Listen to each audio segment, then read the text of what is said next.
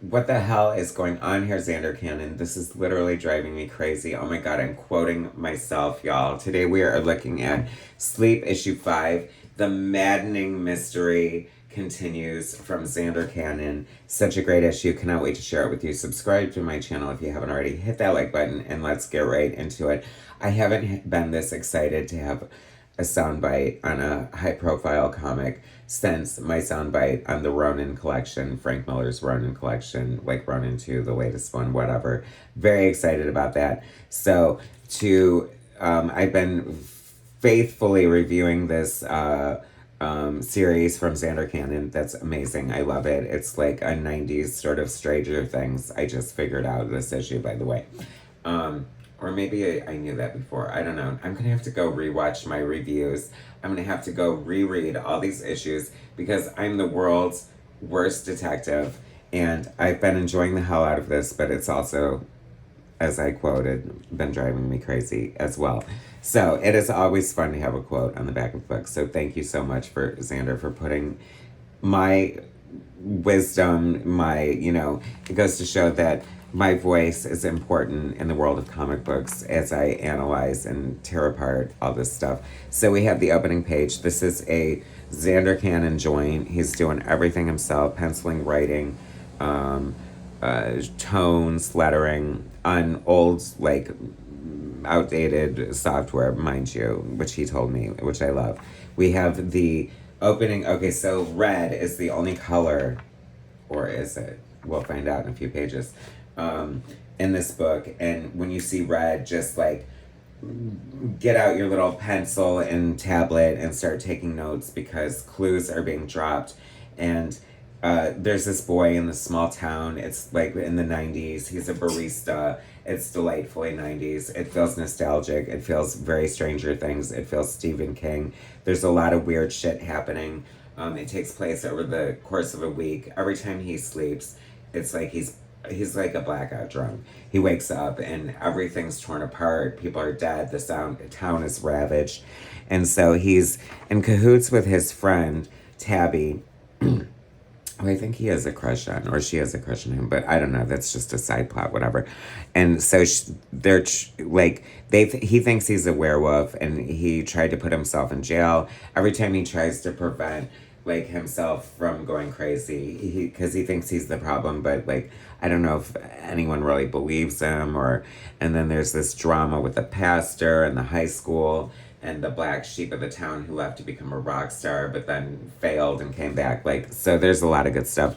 There's also the frickin' owner of the coffee shop, like the biggest horror ever. Could you imagine? She used to be his frickin' teacher, and now she owns the coffee shop where she works at. Like, what next? Is she gonna be his mother-in-law? Like, how much torture from one woman can this poor kid suffer? And why does he have scars on his chest? What's happening? So now we're getting like clues that, oh my gosh, like, so their plan was to drop him off outside of town and be like, see if he causes any damage. And she's like, did it work? And she's like, are you effing kidding me? Like, look at the town.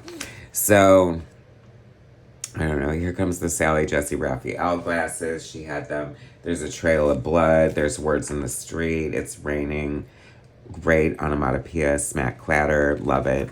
Xander is also known for his layouts. Like he did the layouts for Gene Ha, for Top 10, for Alan Moore, working from Alan Moore scripts. So, maybe he was driven crazy by that experience, and he in turn is trying to do it to us because at first, at like last issue, I was a little bit like, is he just like, this is bullshit. Like nothing's happening here. He has no idea. He hasn't figured it out. Like, and then I'm totally wrong because all these nuggets are being dropped, and then we get the color freaking blue, which I like how it's like subtly dropped in here. By the way, so good. And so like, why the blue now? Oh my gosh! And like a new question, and then.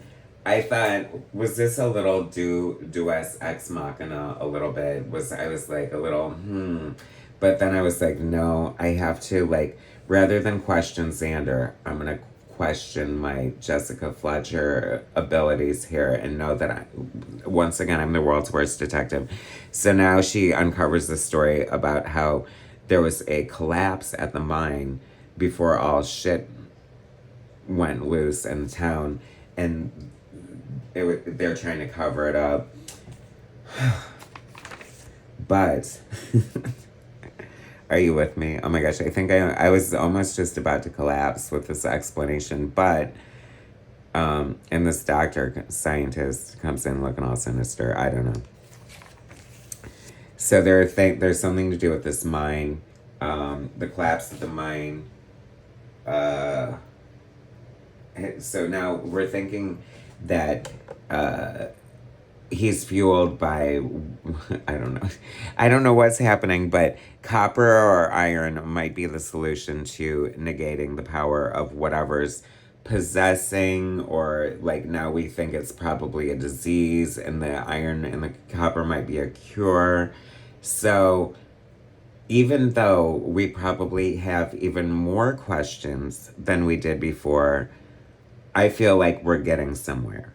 You know what I mean? And it's 8 issues. I don't know how you can put so much of this. Like I feel like I'm having a nervous breakdown in real time in front of you guys reviewing this. Here's more red. Just pay attention because the red, and there's a word. I love this character, by the way. She is so cool. I feel like she's a cat. She has to be a Capricorn. I'm a Capricorn. Always like cool as a cucumber, even when the shit's hitting the fan. So I don't know if we can confirm that or not, but whatever. In my mind, she is. So yeah, it's just horrible and awful. And this poor kid, like, I don't know. Like, and it started, like, we're getting into, like, thematics of, like the kid who was drunk saying, like, the town deserves it. And, like, this is all biblical. And I feel like here comes our Stephen Kingness. But then it's, like, the Stranger Things element, because we're going to this mine, you know what I mean? And it's like, I don't know. And then it's just when you thought it was safe, whip out those your little spiral bound little pocket notebook and golf pencil to take notes, because here comes so much red. I feel like Zander is like standing to the side as I'm reading this with a megaphone going like, now, here it comes. Like, pay attention to red. You, there, what do you see? Like, maybe he's guiding us the whole time. And he is. And I love it because, like, we can see, but he can't. And there was just something comical about him hitting his foot on a rock. And, yeah. So, I don't know. I feel more confused now than ever. But in a more calm kind of way. I don't know. And I look at this and I feel like everyone's struggling. This is the mind fuck of the year. Maybe that'll be my new quote, but I don't see that landing on the back of the cover. Anyway, thanks so much for watching, you guys. I am so excited to see where this goes next issue. Like, I feel like this was a real turning point. So I feel like we're getting to the climax and wrapping it up here. And I still, like, once again, there has to be some major surprise here. And I feel like you've been misleading us. Anyway, thanks for watching, guys. Subscribe to my channel if you haven't already. Hit that like button, and I will bring you more soon.